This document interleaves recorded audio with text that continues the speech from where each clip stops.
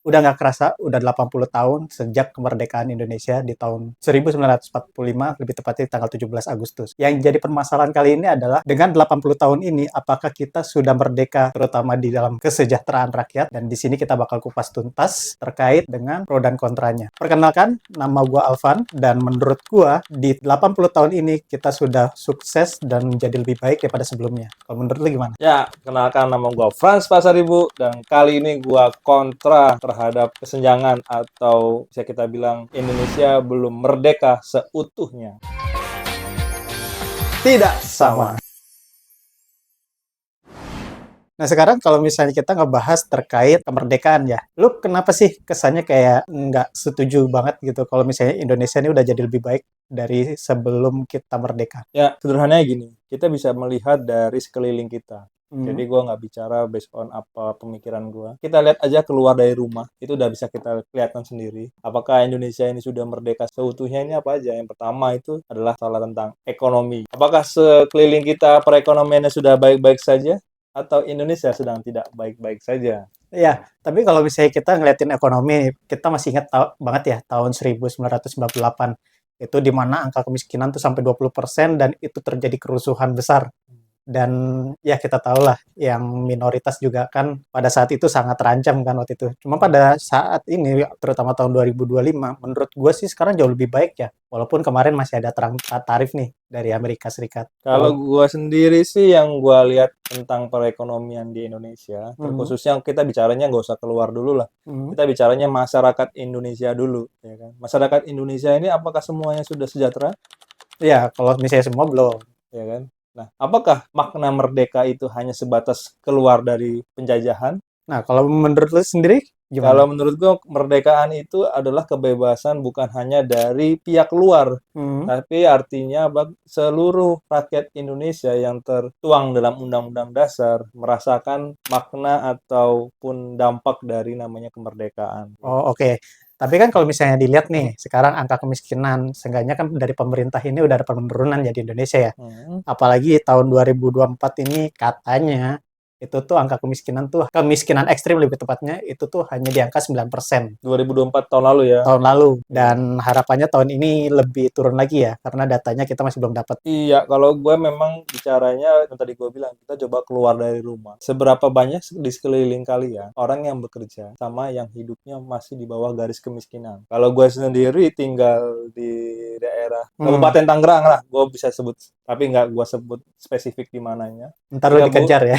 di Kabupaten Tangerang ini, kalau kalian bisa atau pernah datang ke sini, itu kalau gue keluar dari perumahan gue ini, nggak usah keluar dari perumahan lah, di sekeliling perumahan ini aja Hmm. itu masih banyak saudara-saudara kita itu yang perekonomiannya masih menengah ke bawah gitu. Oh Bahkan gitu. UMR atau UMK aja nggak masuk gitu. Emang kalau UMK di Tangerang tuh berapa? Ah, gue gak lupa ya. Coba Agak nanti lupa. dicek ya. Oke. Nanti kita lihat, nanti kita tempelin berapa sih. Tapi masih banyak yang Harusnya dibayar di bawah 4 itu ya? koma ya harusnya ya. Harusnya Oh, 4 koma ya mendekati Jakarta ya. Tapi yang mau gua angkat di sini itu adalah kenapa kok masyarakat gua bilang Indonesia belum merdeka seutuhnya. Ya, terutama karena ekonomi ya? perekonomian kita itu masih banyak kesenjangan. Hmm. Ini kita baru bicara di salah satu kabupaten Tangerang. Belum Hmm. lagi di kabupaten-kabupaten lain yang di luar dari Pulau Jawa lah gitu. Kalau Jawa Oke. masih bisa kita bilang masih oke tapi belum tentu juga sih. Nah, kalau Kok kita ke daerah Sumatera ya hmm, atau kita ke Lampung aja ya, ke kampung lu tempat ya? tanah air saya ya. Itu hampir orang bekerja itu hanya mengandalkan ke kota. Di desa mau pertanian maupun dia membajak sawah, harian lepasnya aja belum bisa buat kehidupan sehari-hari ya. Oh gitu. Emang kalau harian lepas di sawah tuh bisa berapa itu? Kalau di daerah tertentu itu masih di bawah 100.000. Sedangkan untuk pemasok untuk kebutuhan sehari-hari aja itu kita bisa dibilang beda-beda tipis aja nih dengan di Jawa. Padahal Masa di sana gede juga ya, tapi kayak kesenjangan kerasa banget ya. gitu ya. Apalagi kalau bicaranya di Jawa juga ada kan yang Iya, UMR-nya masih jauh kan ya. masih. Tapi kata orangnya di sana mungkin bilangnya oh kan di sini kebutuhannya lebih murah gitu kan harganya. Tapi kalau kebutuhan pokok mungkin iya lebih Iya, murah. Tapi pertanyaannya kalau beras, kalau gua rasa hampir semuanya sama. Gitu. Apalagi kalau dia beras premium ya kan iya. itu udah Kalau di dipasokin. Jawa kan memang untungnya kita masih banyak ladang sawah ya, walaupun Iya. udah banyak yang dikeruk juga aja perumahan gitu. Nah kalau sandang pangannya mungkin iya ya. Hmm. Papan dan sandangnya ya Pak. Papannya ini. Nah, yang artinya di luar dari kebutuhan pokok pasti Hmm. Ya kayak rumah kayak gitu ke kan tempat tinggal. rumah, elektronik segala macem, itu Hmm, pasti harganya bakal lebih mahal mungkin dari ibu kota kan gitu. iya. Oke, kalau itu kan terkait ekonomi ya. Nah, menurut lo kalau misalnya dari sisi kesehatan sendiri nih, menurut lo kayak gimana sih? Kan kalau kita lihat nih, katakanlah dari tahun 90 ya, masih sedikit banget dokter yang ada di kita nih. Mhm. Tapi kan begitu di tahun sekitar 2018 sampai 2022 itu tuh peningkatan dokter tuh di Indonesia juga makin besar gitu kan. Apalagi sekarang ada program kayak BPJS, terus JKN, itu kan sangat membantu banget nih di sisi menengah ke bawah gitu kan. Kalau dulu kan kita mau sehat itu kan mahal. Dan sekarang kan kita sangat kebantu banget sama BPJS nih. Iya. Dan Itu kayak itu Mas, sorry gue potong, itu hmm, kayaknya kayak seperti video kita sebelumnya ya. yang mana tuh? Terkait BPJS kalau nggak salah ada, nggak semua, walaupun memang BPJS bisa kita andalkan, tapi terkadang ada di rumah sakit tertentu Iya, itu yang menomor dua kan atau nomor tiga kan atau ke nomor empat kan oh iya, kalau perlakuannya dibedakan lah hmm, istilahnya. Kalau kita menggunakan BPJS ini yang gue rasain sih ya, nggak tahu kalau teman-teman semua yang ngerasain nggak yang gue rasain. iya memang sih kita sempat ngebahas soal asuransi ini pas di video Grab kemarin ya. Yang di video di bawah ini ya. Enggak, di sini di atas. Ah ya di atas ini. Oke, cuman kalau menurut lu selain kayak memang sih kalau di rumah sakit kalau misalnya BPJS itu kadang-kadang kita di nomor dua kan ya. Tapi selain itu menurut lu kayak gimana sih? Dibilang terbantu, memang terbantu. Tapi bisa nggak BPJS itu sebagai ya itu kayak bypass card-nya gitu loh. Jadi Maksudnya kayak gimana tuh? jangan sampai nanti orang sakit dulu masuk ke IGD sampai ngurus-ngurusin dulu Oh, BPJS segala macem. Terus ada ruangan yang nggak tertentu ya kan, namanya kita kan BPJS pasti bayar. Masalah bayarnya ke rumah sakit itu lama dan lain sebagainya itu masalah instansi atau bisa kita bilang bisnis to bisnis. hmm, Masyarakat tahunya kita udah bayar, ya kita meminta hak kita. Karena kewajiban kita sudah kita bayarkan, hmm. hak kita sebagai masyarakat ya harusnya dilayani seperti pada umumnya orang yang mungkin pengajuannya mandiri Hmm. tapi terbantu, bilang sangat terbantu, mungkin mekanismenya aja yang Ya mungkin SOP-nya harus yang perlu. diperbaiki ya, karena gue sempet anak gue sakit waktu itu dan harus ke rumah sakit kan kebetulan. Di situ tuh pakai BPJS itu langsung sebenarnya langsung ditangani juga sih. Nggak pasti rujukan dari puskesmas dulu baru ke rumah sakit. Kalau IGD tapi ya. Tapi itu IGD memang udah darurat waktu itu kan kebetulan keracunan makanan juga gitu kan. Itu tuh langsung ditanganin dan itu dibayarkan BPJS langsung tanpa rujukan dari klinik atau misalnya dari puskesmas kayak gitu. Kalau bayaran nunggak Iya kan kalau kita kerja ya ada BPJS, beda sama Grab. yang Grab ya, online mungkin Oh ya. online, online. Iya, yang driver online-nya. Driver online atau ojek online. Iya, kalau yang kerja jadi staffnya sih ada Karena kan kita. kalau pihak aplikator Grab dan Gojek tidak menyediakan Iya. asuransi, tapi dia merekomendasikan pihak ketiga Oke, atau balik yang ngurusin asuransinya. balik lagi. Ntar daripada kejauhan. Oke, jadi yang tadi gue bilang, Indonesia merdeka sudah dari penjajahan dari Hmm. bangsa lain, tapi kalau untuk seutuhnya merdeka dari segi perekonomian, kesejahteraan, atau masih ada ketimpangan atau kesenjangan antara Hmm. desa dan kota, Kesenjangan sosial daerah lah ya. daerah tertinggal sama daerah yang maju, itu Hmm. masih kerasa banget di Indonesia. Ya, Hmm. itu bisa kita lihat dari apa? Kalau untuk sosial itu bisa kita lihat dari transportasinya lagi kan. Kalau pernah kita lihat bahas di video sebelumnya, Oke. nggak semua daerah punya transportasi umum yang memadai. Bahkan nggak sampai di jam kerja aja belum tentu ada gitu. Hmm, Nah, hmm, itu yang hmm. gue bilang. Jadi makanya masih ada kesenjangan jadi. Tapi inilah PR kita, terutama pemerintah sih, Hmm. untuk mengkaji ya kan, jangan sampai fokusnya hanya untuk membebaskan para politikus karena ada kepentingan tertentu yang memang terbukti sudah salah kan gitu kan. Ini Gua sama nggak mau ngomong ya. ini ini di masa atau di istilahnya di dalam pekan kemerdekaan, menurut Hmm. gua itu mencederai hati rakyat Indonesia. Ah, oke. Tapi emang kalau misalnya dari transportasi juga yang PR itu yang tinggal di di kepulauan ya. Hmm. Dan itu kan nggak mungkin kan ada angkot di sana gitu, Iya. pasti pakai kapal. Apalagi kalau misalnya sakit itu terus harus pakai kapal kan, wah itu berasa sekali sih mereka. Nggak usah ke pulau, ada daerah terpencil juga nggak ada transportasi, dia harus ditandu. Masih ingat nggak? Ada kasus ibu-ibu hamil Hmm, yang harus ditandu berkilo-kilometer oleh masyarakat atau warga setempat hmm, sampai ke daerah kecamatannya yang emang hmm, ada puskesmasnya. Bayangin, iya harus sih. ditandu dan tandunya itu bukan tandu yang standarisasi dari kesehatan. Iya, Itu hanya menggunakan barang bambu, seadanya. dua bambu Hmm, dan kain sarung. Jadi Hmm, kayak sarung anak bayi yang buat ayun-ayunan zaman iya, dulu tandu lah, darurat lah ya. tandu darurat. Itu Em- harusnya kita sebagai pemerintah, terutama pemerintah daerahnya, sudah dapat teguran gitu kan. Tapi kan kalau Ini misalnya infrastrukturnya belum jadi juga bingung juga kan. ya itu makanya yang gue bilang, apakah sudah merdeka? Iya, memang sih definitif sekali ya kalau misalnya bisa jadi luas banget gitu, udah merdeka apa belum. Ya. Apalagi di kesejahteraan. Terus menurut lu apa lagi nih yang jadi lu tadi kan kita udah ngebahas soal ekonomi, Ya, terus ekonomi, tentang kesehatan, terus tentang kesenjangan infrastruktur. hmm, Ada lagi mungkin tambahannya adalah pendidikan, hmm, ya kan? Kalau daerah timur, terutama ya teman-teman kita yang daerah timur, mungkin kesulitan dapat tim pengajar lah, nggak usah sekolahnya dulu lah, hmm, tim pengajarnya dulu. hmm, Ya kan? Ada yang satu guru hmm. itu bisa megang banyak kelas, bahkan banyak mata pelajaran. Ini kan harus kita sehat Oh, ya. oke. Cuman memang kalau misalnya kita bandingin sama zaman dulu ya, apalagi pas tahun katakanlah tahun 80 90, tingkat pendidikan di kita kan masih rendah juga gitu Hmm. kan waktu itu. Kalau sekarang kan kita juga udah wajib sekolah 12 tahun. Dulu waktu 9 ingat nggak? tahun ya? Oh, sekarang 12. 12 sekarang. Kalau dulu Oh, kan kita 9 tahun ya? 9 tahun. Sampai Terus SMP. bahkan kita waktu kecil banget tuh waktu kita baru sekolah tuh 6 tahun Iya. maksimal. Seenggaknya kita 6 tahun tuh SD dan waktu itu diwajibkan jadi 9 tahun sampai SMP. Sekarang udah 12 tahun sampai SMA SMA. diwajibkan. Nah, dari situ aja kan tingkat pendidikan kita sebenarnya udah bagus ya.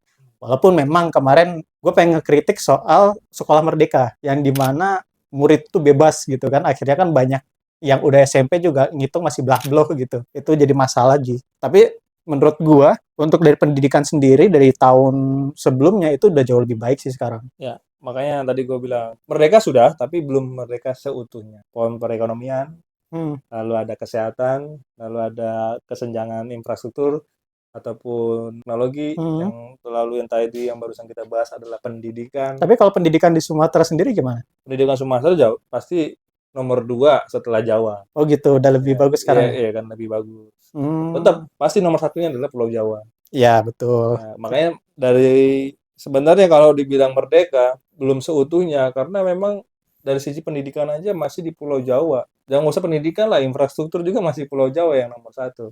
Iya Apa sih. jangan-jangan Tapi karena presidennya dari dulu orang Jawa? enggak sih. Kan kalau sejarah kan ada Raja Jawa ya. Jadinya gimana ya? Ya paling itu yang menurut gua poin-poin yang menurut gua sebagai bantahan gua kalau Indonesia itu belum merdeka seutuhnya. Tapi kalau misalnya infrastruktur di Sumatera bukannya udah jauh lebih baik ya sekarang ya?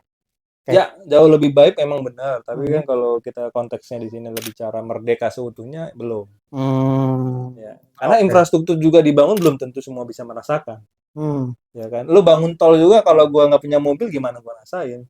Tol itu gitu. gimana rasanya, Iya, ya kan? memang sih kalau misalnya tadi kita ke Empat Hero. Seberapa cepat konektivitasnya? Kan katanya mempercepat konektivitas. Hmm, Iya, bagi yang punya mobil, punya kendaraan, hmm, punya bisnis. Tapi kalau kita warga biasa yang memang hanya memiliki kendaraan roda dua, bahkan nggak memiliki sama sekali, apa kita merasakan? Kan nggak juga kayak gitu. oke. Cuman memang sih kalau gue lihat ya, kalau misalnya ngomongin soal kemerdekaan, biasanya kita nih nggak lepas dari masalah sosial politik ya. Lu kan kontra banget nih. Menurut lu nih gimana nih? Soalnya kalau sosial politik gue bingung mau ngomong apa nih. Ya, sosial politik itu pasti contoh simpelnya gini. Karena tadi sosial politik ini kan bisa jadi nanti ada namanya tingkat toleransi itu lebih berkurang lah daripada dari Pulau Jawa. Misalnya apa contohnya? Hmm. Ya kan toleransi beragama mungkin ya kan. Oh, oke. Ntar kita juga bakal bahas toleransi Ya, agama di nanti era ada digital ya. video nextnya tentang toleransi antar Ant- beragama hmm. yang secara digital seperti apa Iya, kan ntar gitu. kalau udah ada linknya, ntar gue taruh sini. Ya, yang selanjutnya toleransi tentang jenjang pendidikan Hmm. ya kan atau pola berpikir ya kan. Hmm. Ya kan? Itu Ada sempat yang kita bilang bahas kemarin. di Pulau Sumatera itu orangnya kejam-kejam, padahal nggak belum tentu juga kan gitu. Lah terus gue orang Jawa gimana? Jawa Nah, Hama dibilang. katanya ada di Pulau Jawa orangnya mungkin sopan santun atau lemah lembut ya kan nggak yang bisa jadi pembeda-pembeda di situ kan gitu Iya. karena orang melihatnya hanya dari sisi di luar gitu kan Hmm. kalau kita yang memang tinggal di Pulau Sumatera contohnya ya itu ya Hmm. hal yang biasa sih kita mungkin berbicara keras ya. Bicara Hmm, keras itu kan bukan berarti kasar kan. memang betul. Kayak di Surabaya juga memang keras juga sih. Makanya kan kadang-kadang eh, gimana ya? Kalau misalnya orang nggak paham, disangkanya kita marah-marah gitu Iya. kan. Padahal kita ngomong biasa aja gitu Apalagi kan. ada suara keras. Ya, Hmm, San horek. iya. Nanti kita juga akan bahas tentang horek. Ya Ya ntar kan? aja lah kita ini. Gue juga mau bahas satu sih yang menurut gue sih ini Indonesia banget ya. Berhubung kita masih bahas tentang 17 Agustus. Kita nih ada salah satu konsep yang menurut gue bagus, yang dimana ideologi Indonesia itu adalah gotong royong dan diterapkan di dalam BPJS. Lu kebayang nggak sih kalau misalnya orang nih yang nggak punya BPJS, sedangkan dia bayar berapa sih? Paling 30.000, bahkan ada Hmm, yang CKN kan gratis dia. oke. Kita nih saling gotong royong buat kesehatan di Indonesia. Nah itu sih salah satu value bagus ya, yang mungkin kedepannya bisa ditingkatkan lagi. Sebenarnya kalau dibilang BPJS gua, BPJS juga, gua masih dilema juga. Lu dilemanya kenapa ya? Kita udah bayar pajak, Hmm, kenapa harus bayar kesehatan? nah itu harus Pajak dipertanyakan. penghasilan, pajak bumi dan bangunan. Apakah kedua ini masih kurang? Sampai harus Kita dapat penghasilan dipajak, iya, terus kita makan kita dipajak, kita iya, belanja dipajak, semua dipajakin. kendaraan dipajak, rumah dipajak, kita pakai baju Iya, dipajak. kita Sebel. yang bukan PNS nggak merasakan apa-apa, mereka yang dapat gaji. Nah, menurut kalian gimana itu? Ya kan? Jadi harusnya menurut gua BPJS bagus konsepnya, tapi harusnya marga nggak perlu bayar. Oh, harusnya nggak perlu bayar Ya. karena pajaknya udah kebanyakan. Benar. Kalau mau kita bilang, pertanyaannya simple. Indonesia itu sekarang masih ditompang oleh pajak, Hmm. bukan bukan dari BUMN. Ini kalau terkait pajak ya sebenarnya banyak dari kita juga yang nggak taat pajak sih, terutama UMKM ya. Hmm. Banyak sekali UMKM kita yang nggak bayar pajak juga. Sebenarnya gue dilema sih ini antara itu bagus atau enggak gitu kan kalau terkait dengan membayar pajak. Di satu sisi kita tuh disuruh bayar pajak. Hmm. Walaupun misalnya kita UMKM nih disuruh bayar 0,5%, tapi Ya, walaupun banyak oke. nyatanya misalnya ada jual soto sampai 50 juta sebulan, itu nggak bayar pajak. Tapi di satu sisi kita juga khawatir kalau misalnya kita bayar pajak, uangnya dikorupsi. Ya itu nggak bilang. Simpelnya gini, yang bayar pajak boleh mendapatkan kesehatan. Hmm. Itu pasti gue yakin semua orang akan bayar pajak. Ya, tapi kalau yang di bawah PTKP gimana dong? Ya nggak Yang apa-apa, kan makanya gue bilang di bawah sekian. Berarti kalau di bawah PTKP kan berarti UMR-nya nggak sesuai dong. Berarti ada yang masalah dong di perusahaan itu. enggak. Kalau PTKP misalnya kan berapa sih 60 juta atau berapa gitu kan. Di Indonesia ini banyak Ya yang UMR berarti di bawah 3 juta. PTKP-nya yang bersalah. Harusnya standarnya jangan standar ibu kota. Iya kan yang di Standarnya masing-masing kota harusnya. oh kalau itu berat sih. Mengikuti UMKM dong. Kan kayak Sorry, mengikuti UMR-nya masing-masing. kan masih ada UMR yang 2 juta. 2 juta kalau misalnya per tahun juga kan nggak nyampe 25 juta. Itu kalau dipajakin kasihan banget mereka. Ya makanya tadi gue bilang nggak apa-apa. Hmm, Daripada lu bayar pajak tapi harus bayar BPJS BPJS. lagi, lebih baik gue bayar pajak bisa ada rate-nya, ya kan? Hmm, Orang rate yang penghasilan sekian-sekian, hmm, pajaknya sekian-sekian, ya kan? hmm, Makin lama makin makin gede, makin besar pajaknya, berarti kesehatannya dapat kelasnya mungkin lebih tinggi hmm. daripada harus bayarnya beda tapi kelasnya sama, kan nanti akan ada mau ke sana kan? Terkait kemerdekaan sekarang gue merasa kurang merdeka juga jadi apalagi yang masalah bank nggak aktif 3 bulan langsung diblokir itu aneh sih menurut gue.